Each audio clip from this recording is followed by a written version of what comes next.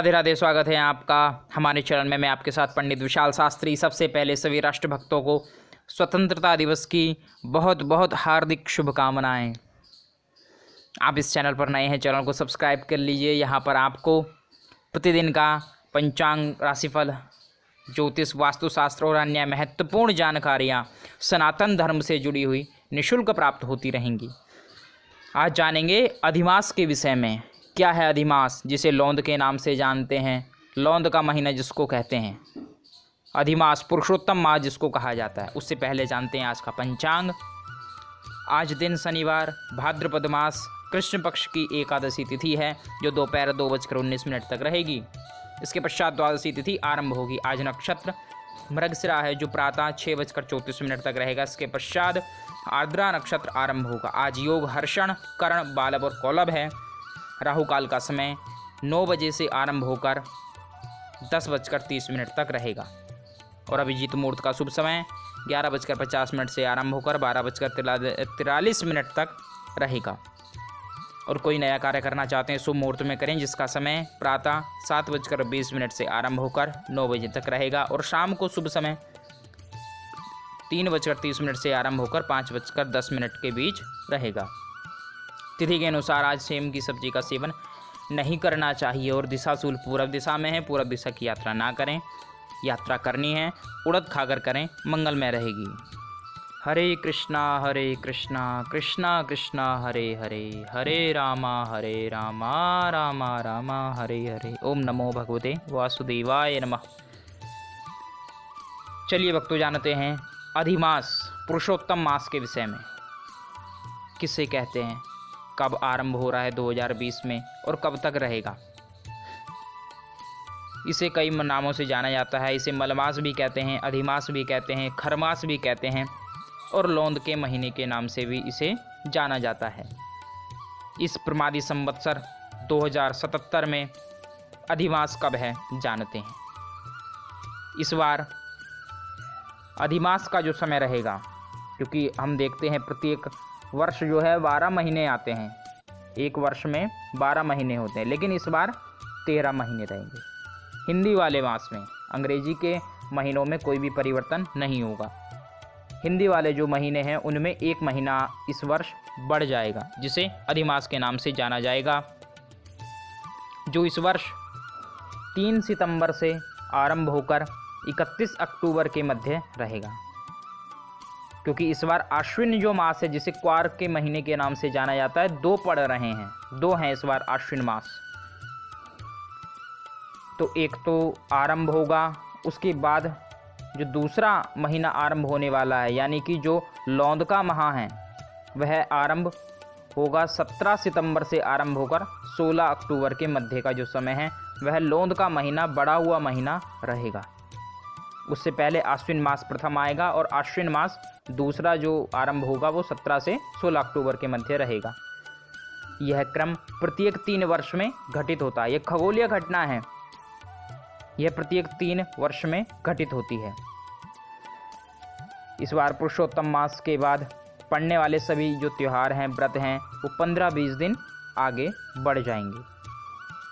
अधिमास चंद्रमास का एक अतिरिक्त भाग है जो 32 माह 16 दिन 8 घटी के अंतर पर आता है।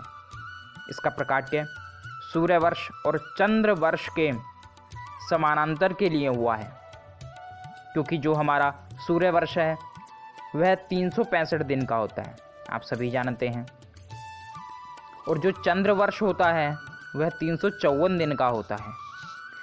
तो इन दोनों के बीच 11 दिन का अंतर आता है और 11 दिन का जब अंतर आता है तो 3 वर्ष तक 11-11 दिन प्लस होकर जुड़कर एक महीना बढ़ जाता है। तो जो वह महीना बढ़ जाता है वह चंद्रमास में जुड़ता है और लौंद का महीना कहलाता है। वह समानांतर हो जाता है। सौरमास और चंद्रमास दोनों को समानांतर करने के लिए इस मलमास का उद्भव हुआ है, प्रकाट्य हुआ है और बड़ा ही अद्भुत है, क्योंकि यह महीना नारायण को परम प्रिय है।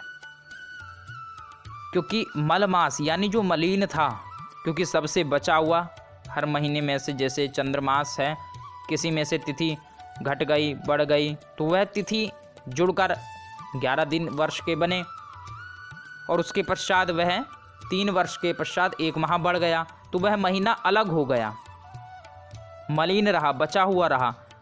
तो उसे किसी ने स्वीकार नहीं किया, उसको नारायण ने स्वीकार किया, भगवान हरि ने उसको स्वीकार किया। तो वह भगवान का कृतज्ञ हो गया, जो मलमास था भगवान का कृतज्ञ हो गया, भगवान के शरणों में गया कि प्रभु किसी ने स्वीकार नहीं किया, आपने स्वीकार किया, मैं आपका बड़ा कृतज्ञ हूँ।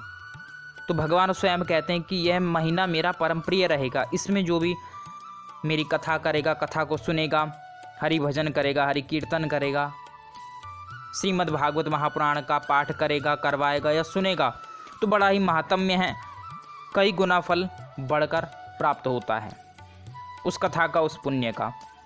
कब? जब हम मलमास में करते हैं, पुरुषोत्तम मास में करते हैं, खर मास में करते हैं। बाकी अन्यत्र सभी कार्य बंद हो जाते हैं, लेकिन भगवान हरि के पूजन में वृद्धि हो जाती है, बढ़ जाता है। तो इस महीने में भगवान की कथा, भगवान का संकीर्तन आप अवश्य करें।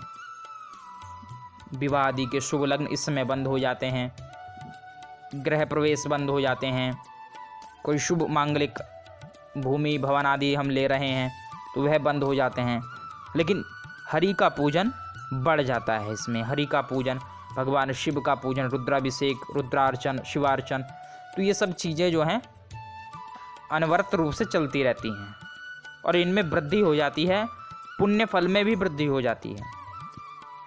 तो ऐसा महापुण्यवान यह पुरुषोत्तम मास है। तो 19 वर्षों के बाद यह अधिमास का बड़ा अद्भुत संयोग बनना है। यह 2001 में बना था और अब 19 वर्षों बाद 2020 में यह महासंयोग बनना है। तो इस महासंयोग का आप अद्भुत लाभ उठाएं, भगवान का संकीर्तन करें, करवाएं, श्रीमद् भागवत महापुराण को करें। अगर अधिक नहीं कर सकते तो मूल पाठ स्वयं करें या मूल पाठ ब्राह्मण द्वारा करवाएं, और भगवान की अनंत कृपा आप प्राप्त कर सकते हैं। पितरों के निमित्त भी श्रीमद् भागवत महापुराण का मूल पाठ आप करवा सकते हैं, और नारायण के साथ साथ पितरों की भी अनंत कृपा आप प्राप्त कर सकते हैं। तो ऐसे ही ज्ञानवर्धक वीडियो के लिए चैनल को सब्सक्राइब कर लीजिए। वीडियो अच्छी लगे तो लाइक करें। सभी से निवेदन, चैनल को अवश्य सब्सक्राइब करें, शेयर करते रहें। अपना ध्यान रखें, अपनों का ध्यान रखें। जय जय श्री राधे श्याम।